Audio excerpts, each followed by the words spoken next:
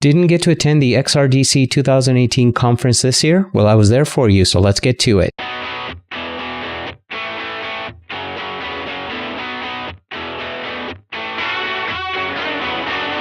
You are listening to the How to Create VR podcast, weekly conversations with VR and AR professional creators, designers, and producers. Hello and welcome to another episode of the How to Create VR podcast, where I speak with professional creators, designers, developers, and producers who work on VR, AR, and MR projects. I'm Marcelo Lewin, an immersive content evangelist, creator, producer, and the guy behind howtocreatevr.com. Last week, I was able to attend the XRDC 2018 conference in San Francisco, California, which focuses on use cases for AR, VR, and MR across multiple industries. I was able to capture 7 great interviews with creators that were either attending the conference or presenting there. My first interview is with Mauricio Martinez, who works in Tec de Monterey in Mexico City and builds VR experiences in WebXR for the education market. My second interview is with Benno Brada, who built a health VR experience that lets users swim with the dolphins in their swimming pool while wearing the VR headset. My third interview is with Emilie Jolie from Spatial Stories, all about development frameworks for VR. My fourth interview is with Luke Tokheim from Shadow about their MOCAP suit that can be used for simplifying the production of VR animation. My fifth interview is with Pulkit Budhiraja from Lightform, all about projected AR. My sixth interview is with Laura Lynn Gonzalez about her VR experience that lets you visualize scientific data. My final interview is with John Voorhees from Primitive.io about his tool that lets developers visualize their code in VR. As you can see, I was able to capture in my interviews a variety of use cases for VR. But before we jump into the interviews, if you enjoy these podcast episodes and want more interviews, how-to tutorials, ability to comment and favorite, build watch lists, download practice assets, and much more, visit howtocreatevr.com and click on the Register for Free button on the homepage. The more users we have registered on our website, the easier it will be for me to get great guests to come to the podcast. All right, with that said, you are in for a treat, so let's get to the interviews. Mauricio Martinez from Tec de Monterey. Yes. In Mexico, right? Yes, you're from Mexico. We're here at XRDC. Yep. And what brings you here from Mexico? Well, to look for the best practices on VR and AR. We've developed some apps and some sites with WebXR and with Unity. So we want to see what we're mixing out on the professional level of creation. Right. So you're focused on WebXR, right? Yes, our focus is on WebXR right now because it's the platform that grants us the flexibility to export one development to multiple platforms. Right. So what kind of platforms do you deploy to normally? Well, we have Tecnológico Oculus Go, we have HTC Vive. We actually just installed Creation Space for VR in Guadalajara. Okay. Also, beside from Monterrey. Right. So there we have HTC Vive, or like the main thing there. Right. But we also have Oculus Rift, and we deploy to just a bunch. A bunch of things. But it depends a lot on the teacher. Yeah. And what he is going to need for the class. So you create VR experiences to be used in classrooms to teach people how to create VR experiences? Yes. Well, there are two main things we create. One is for the teacher to actually go to the VR place, like the VR, play with all the HMDs, and that's one of our focuses. And the other one, we also have some classes on MOOCs, like on massive online courses, Coursera and all this stuff. Right. So that's another one of our targets. We have deployed. I was working right now on another one, but we are going to deploy 2 VR resources for MOOC students. So is virtual reality a big thing in Mexico now? What's the market like? Like in Mexico, the market is there, but it's not as adopted as it is in the States.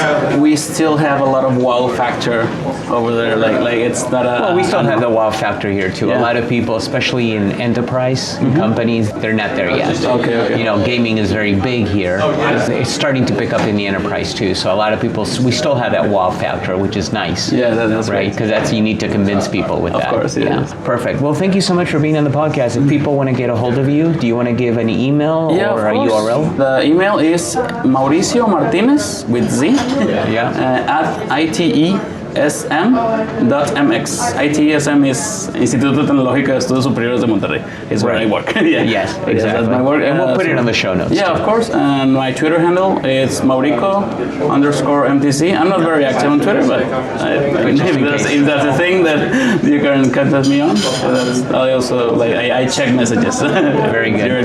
Mauricio, un placer. Muchas gracias. Igualmente, muchas gracias a ti. Benno, welcome to the podcast. We're here at XRDC. Yep. We just attended a seminar or a presentation on VR and using it for health, right? Yeah, right. And you're a speaker of the Dolphin Swim Club. So explain what that is, because you have this awesome water swimming goggles, right? Exactly. People can put on a VR inside a swimming pool, basically. Exactly. So explain what the Dolphin Swim Club is. A year ago, we launched Waterproof VR, which makes it possible to swim in real water with virtual dolphins. So, together with the great help of the Innovation Lab of Philips, we could develop goggles which actually make that you can swim in water and have the dolphins around you. The idea behind it is especially to find an alternative for dolphin-assisted therapies. Nowadays, dolphin-assisted therapies are rather popular, right, but always with dolphins in captivity. Captive dolphin lives on average for 15 years, in freedom 40 to 60 years. So that's the first thing. Secondly, it's very expensive to do such a therapy. Our requires just a little bit of energy, and you can use it over and over again. Not only that, but you can take something like this to your home and your own swimming pool. In your own swimming pool as well. And thirdly, it doesn't exclude any brothers and sisters, because often in this kind of therapies you see that brothers and sisters cannot participate because it is so expensive, and so it becomes a family thing. So everybody can swim with dolphins. So how did you come up with this idea? Well, the Dolphin Swim Club is founded in 2015 by my wife, Marijke Scholleman. She is an artist. In 1993, she had her first encounter with a wild dolphin, and immediately she saw herself changing. And over the years, she swam everywhere in the world with dolphins and whales. And as an artist, she was always looking to share this experience with everybody. Right. She came in contact with virtual reality in 2014, founded the Dolphin Swim Club. In the beginning, we focused, let's say, on the dry version, the land version, a regular VR film.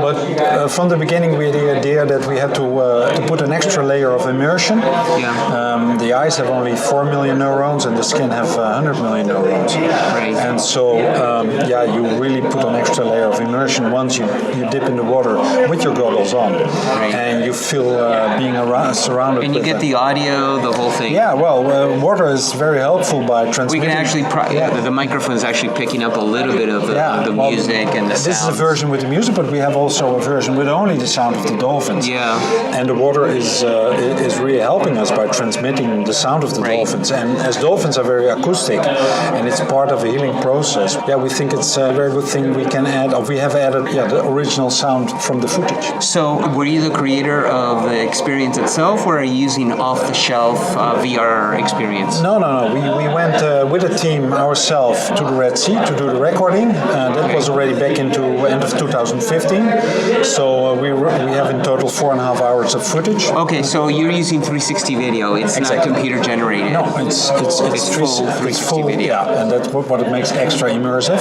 Right. And water is also, for a depth experience, it's better forgiving, because once you have water, you see also a certain depth already. So So do you have any data supporting not using this and using this? Well, for the dolphin footage we see on the land version, let's say the dry version, we participate in several studies. One of them was a study for hospitalized patients for depression, psychosis and anxiety disorders. That's still in the pilot phase, but there was also a study with our footage in a mental health care center with people with a mild mental disability but with severe stress complaints. And the outcome there was that in 82% of the cases there was a significant reduction of their stress complaints. So that are the first small studies. Right now of our footage is participating in several other studies, and we really are looking forward to the outcome of it, because it looks very promising. But especially as we call it, the individual stories are very nice. In one of these studies there was a girl that couldn't sleep for 4 years already. She was participating in the study, and during the study they found out that she all of a sudden started to sleep again. And her parents afterwards bought her a pair of goggles, and now every night she's swimming with the dolphins, wish them good night, and go to sleep herself. Where do you see the future of VR in health? Well, it makes it even more possible to individualize healthcare because it's not for everybody. I mean, there's so many ideas and usabilities, but we think that especially to personalize the healthcare, it's a great tool. Yeah, and if people want to find out more, where should they go? They should go to our website, www.thedolphinswimclub.com, and there you find several short movies as well and more information about the project. We'll put that on our show notes. So, Benno, great to meet you. Thank you so much. Thank you very much. Okay, bye. Emilie Jolie, welcome to the podcast. Thank you. You are here at XRDC. And tell us about Spatial Stories. What is that? So Spatial Stories, it's an open source platform dedicated to creators. And it allows anyone who wants to start working in XR to find the resources to do so. And it's all free to use as for now. So we have a Unity plugin. And we're currently working on a standalone application in collaboration with HTC as well that will come out next year. Okay. Expand a little more. What do you mean by that? Yeah, tell us exactly what is it that you guys do that Unity doesn't offer at a base? Yeah, so what we did is we have Unity also helping us out a little bit with this, and it basically allows you to create interactive objects within Unity without having to code anything. Okay. So you can transform any kind of asset into what we can call a smart object, and you can throw behaviors at it. So you can say, for example, if I grab this object, then this happened or that happened. So it's really abstracting the interaction side of things. So then who's your target market? Is it designers?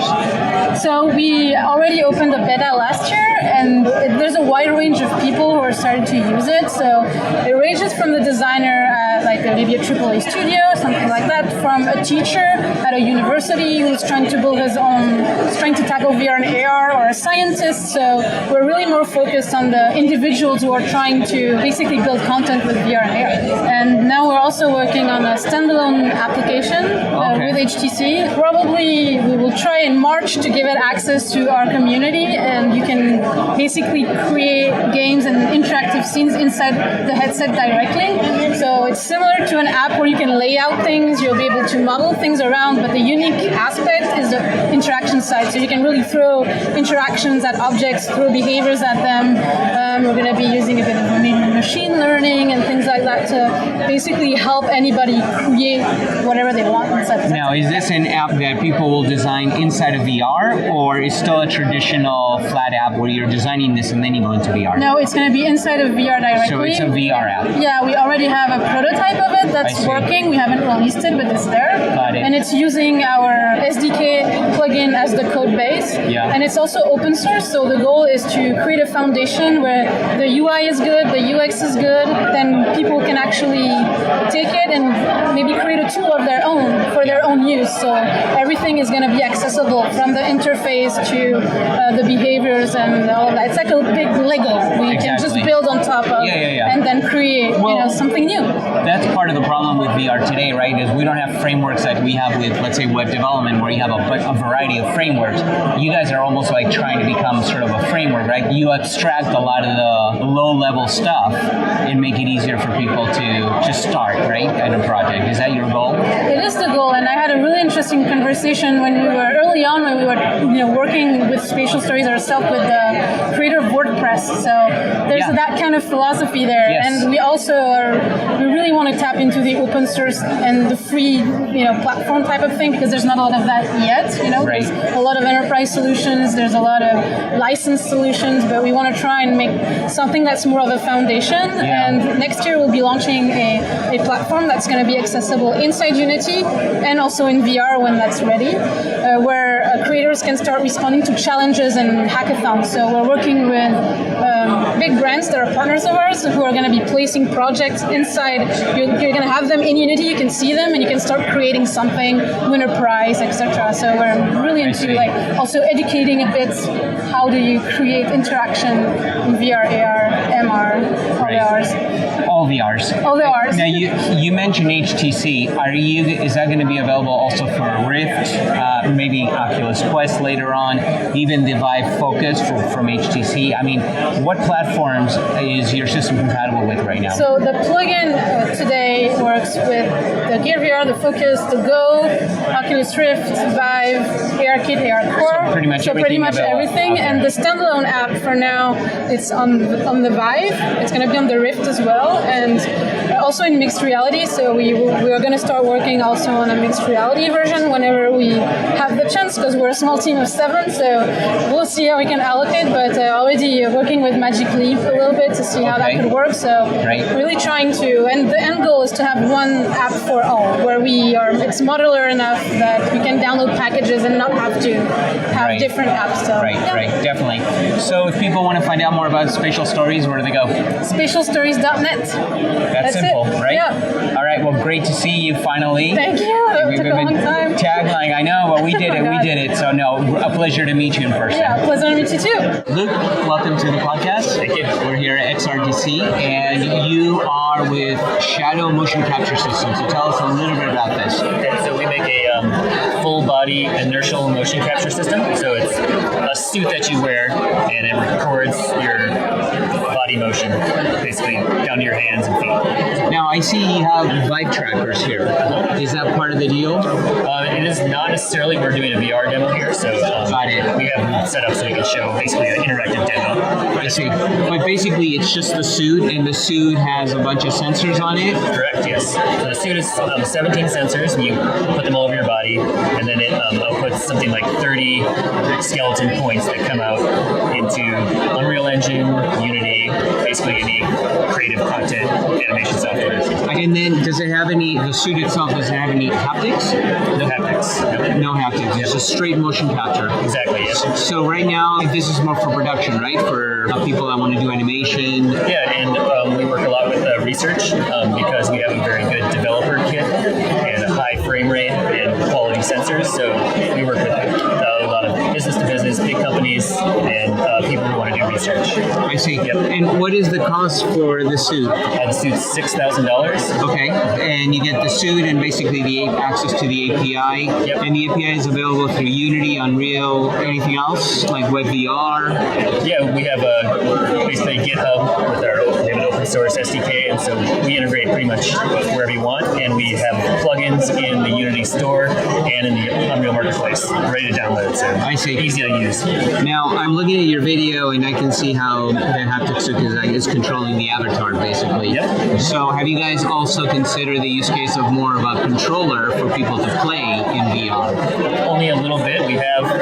It would be an expensive controller. Yeah, it would be an expensive controller. You can stream the body motion into VR already, and we have done that. This is more like recording animation for use in a VR scene that we're showing here. Yeah, exactly. Yeah, definitely. But it's all live, so it is interactive. It is all live capture. Yeah. Okay. Can you capture multiple people? Absolutely, yeah. The suits don't have occlusion problems. You need to sync them together in position somehow. So that would be one reason to use it with, for example, the live trackers or the VR solution. I see.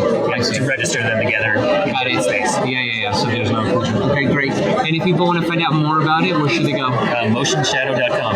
All right, great. Well, Luke, thank you very much. Nice to meet you. Thank you. Okay, welcome to the podcast here at XRDC. You are with Lightform, and it's projected AR. Correct, yeah. What projected AR is when anyone thinks of augmented reality, they tend to see or always imagine augmented reality as seen through glasses. Right. What projected AR is a lot more social AR. Projected AR is augmented reality done without glasses. Right. What essentially it is you use projectors to overlay virtual content on top of real world objects.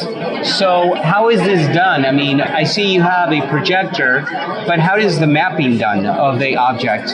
If you think about projected augmented reality, The problem is you are overlaying 2D content onto 3D surfaces. Yeah. Which there are no automated tools to do that. How the way it's done right now is you manually align your 2D content onto 3D surfaces. So you literally do like a mesh walk, you do like a 4x4 grid on your content, and then you manually align all those grid points so that it lines up perfectly. What we have is a more automated approach to doing that. So what we do is we make this hardware device called Lightform, which is essentially a RGB 4K camera and a compute board that connects with any projector. So what happens is, using our software, you ask the device to take a scan of the scene. And during the scan, what happens is the device sends these patterns to the projector projects them, and the camera captures them. Onto the actual object it projects it. Onto the scene you're projecting. Yeah. And what happens is, once you have captured enough patterns, our device that runs these computer vision algorithms, and what you end up getting from that is this 2D scan image, which is the projector's view of the scene.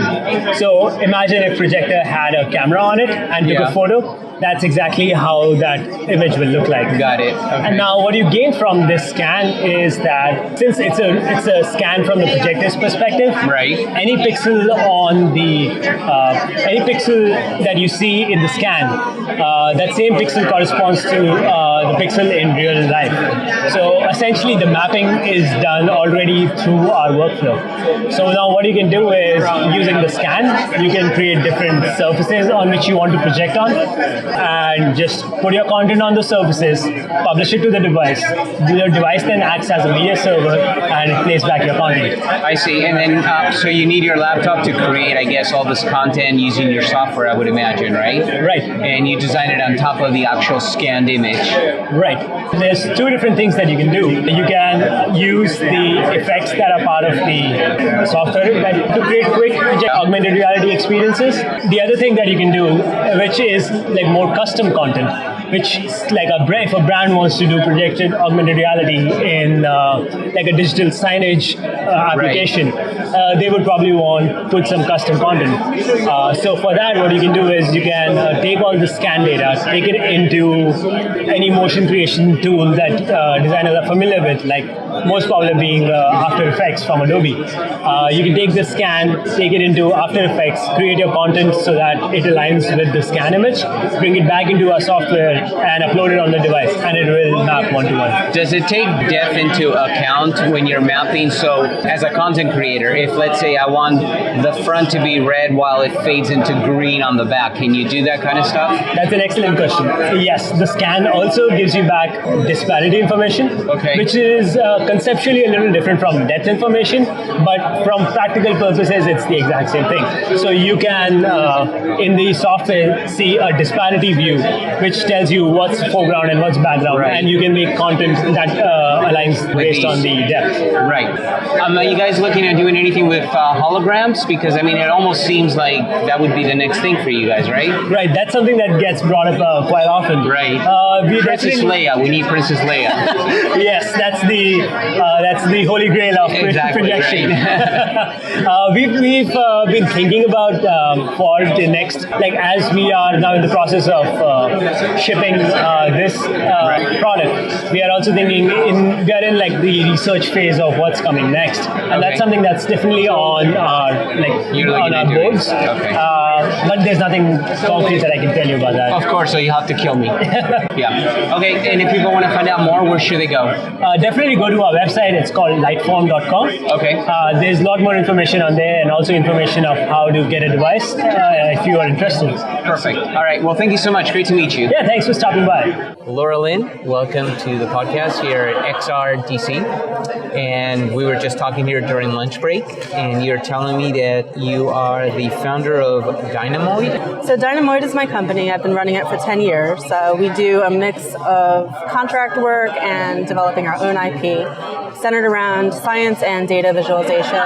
We specialize in 3D structural data. We just launched our VR creation platform called 10K in August this year. With 10K, you can import different kinds of 3D structural data, scientific data sets, economic time series data, 3D models, and create your own different experiences. We're thinking about it right now as kind of a VR Prezi, where you can import different data and create your own content, really, and share it with other people. So, but the key here, we were talking a little bit before the interview, the key is that you're doing this inside of VR. This is not a flat app. Yes, correct. It's not a traditional app, whatever you want to call it. So it's all 3D interfaces, all 3D creation. So you're in VR, bringing in assets. So question for you, how do you bring in your data? How do you bring in assets in VR itself?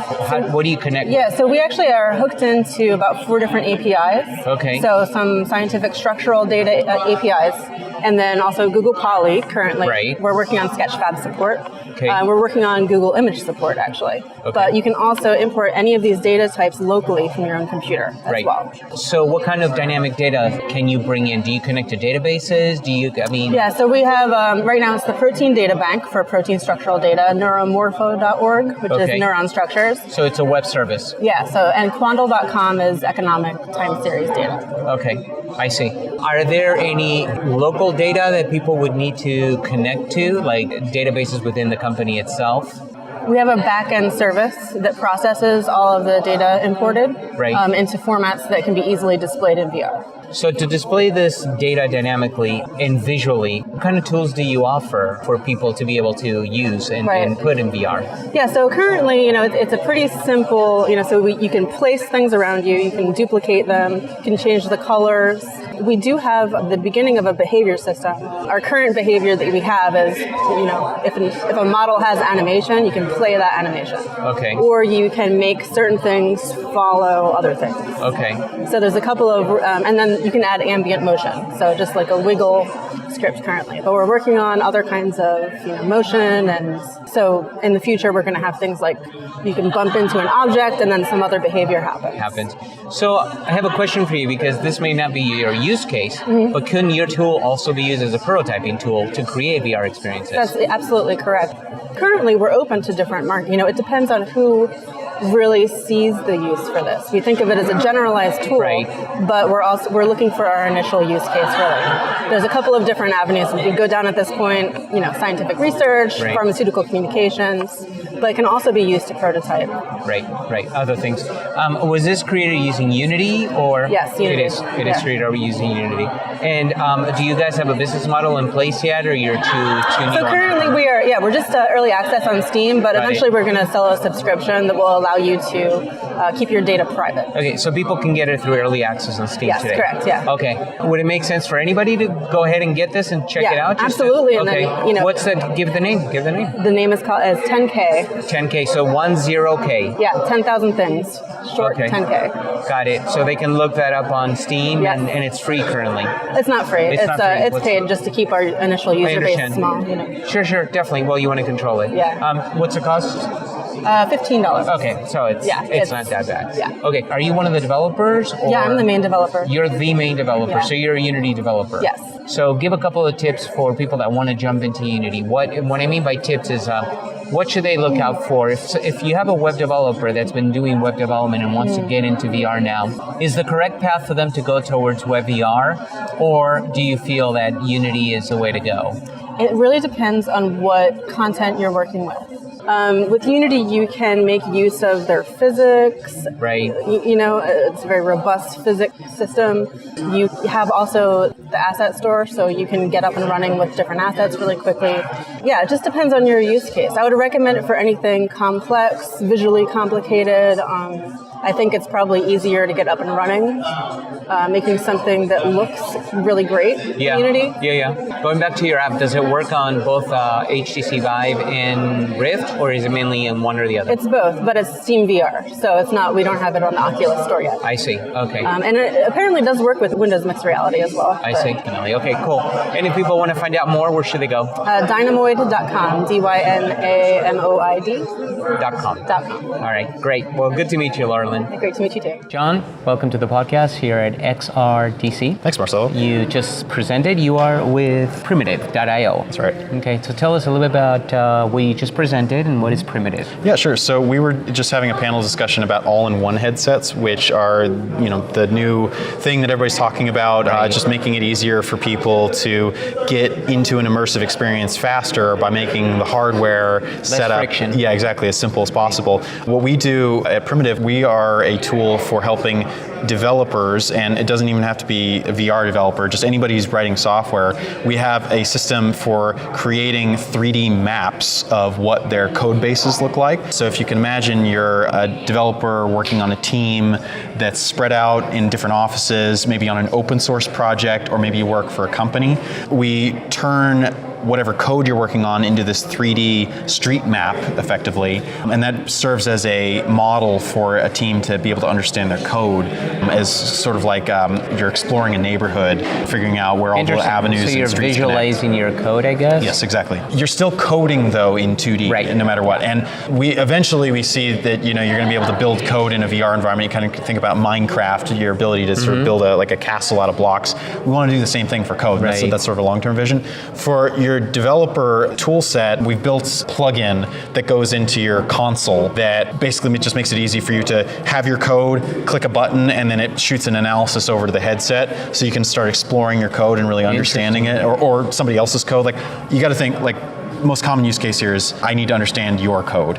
And so I'm going to download it like off of GitHub and then look at it in VR and come to a faster understanding than if I was just reading through pages sort of onboarding yourself into my code. Exactly, yes. And as a coder, beyond the onboarding aspect, what's another use case? I mean, when they go into the VR and they see what is it that they're seeing, and how can they use what they're seeing to create better code, to be more efficient, better performing code? We've designed our system so that it highlights important areas that you care about as a developer. So at the most basic level, when you generate an analysis for your software or your code, you see this node model that shows how your project is laid out, and immediately your eye is drawn to dense pockets of where sort of the hairiest parts of the code are. And you hear developers use the term like, this code is hairy. Well, we literally have that. Like, you see that it's tangly and messy, and so it's nice to see that from a high level, because then you can really, it matches your sort of already the understanding that you have. You say, okay, yeah, that part of my code is messy. I should look at it in a little bit more depth. Visually, you can quickly identify.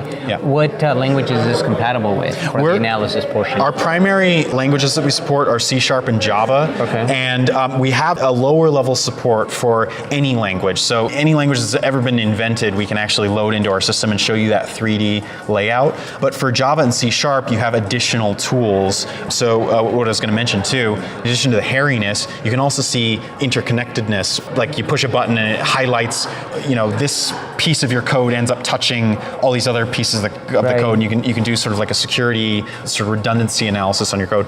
We also can show you traces of what it actually behaves like at runtime, so then you can start seeing how the threads actually interact with the model. We animate it. You can profile the code to see where the bottlenecks are. There's all these layers of data that you can throw into to a VR environment that you just can't get on a 2D screen. It becomes overwhelming. So a lot of layers there. That's actually really cool. And this is available through Steam now? Yep, Steam and Viveport. Actually, on Viveport, it's a free download. You just go and get it. Subscription. And not even outside of subscription. It's actually just free to download. Anybody who goes and looks us up on Viveport, you can download. On Steam, we're still doing it through beta access keys, so people can just email us on our website if they want it that way. But as I said, Viveport's just out there. And then in terms of the tooling, that's something that we're releasing very, very soon for anybody who wants it. So for IntelliJ IDEA, which is Java development console, we have a plugin that you can download there. And then on Visual Studio, which is what most people use for building VR apps for C#, also a plugin that we'll be releasing on their plugin store on NuGet soon. Who's your target market? Is it developer-wise? Is it people working in the enterprise,